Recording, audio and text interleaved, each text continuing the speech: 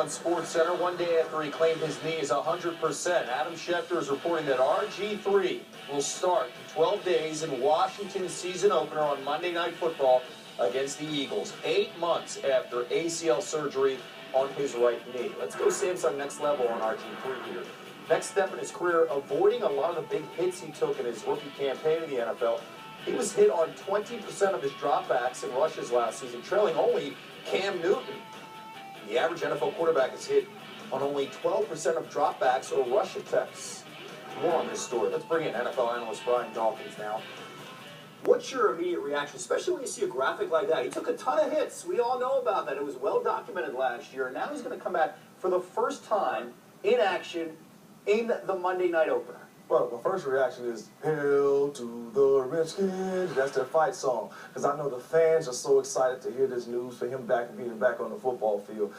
But if you are a fan of his, you're also going to be watching how is he going to be moving around? Is the rust factor? Is he going to learn from the past and get down and not allow himself to be hit?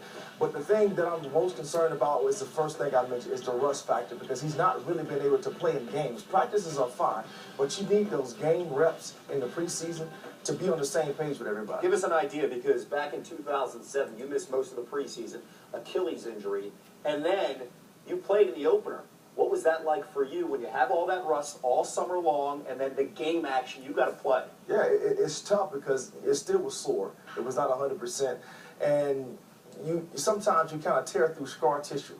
And so you don't know if it's real pain or just pain that I can play through. And the other thing for me, I didn't really get back to how feeling like myself until like the third or fourth game. The first two games, I played well, played decent, but I didn't feel like myself because the rhythm. I hadn't played in those preseason games. I know a lot of people think the preseason games are not good, but they are for veterans, because you need to get that rust out, to get the timing of the hit, the timing of with the receivers, to feel comfortable going into that first game. Your star safety during your time in Philadelphia as well as in Denver.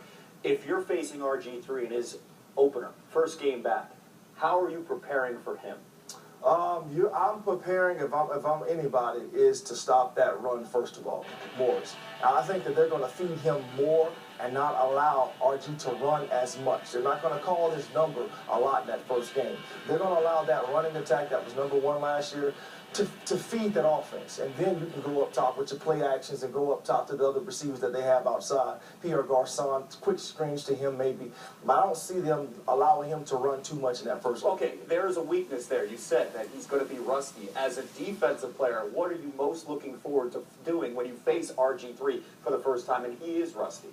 It's just cynical, and I know a lot of people don't like to hear this, but you're going to test him out. You're going to go in and you're going to try to hit it. You're going to make sure that it's football. I mean, you want to make sure, just like if I'm a defensive back and a quarterback looks out into the secondary and they see me with a big knee brace on, guess what they're going to check to? They're going to check to see if I can run deep and turn and run. So it's the same thing. If he runs the football, or if they do that read option, you can look for somebody to maybe take a shot, not at the knee, but hit him to see if he can brace himself from a hit.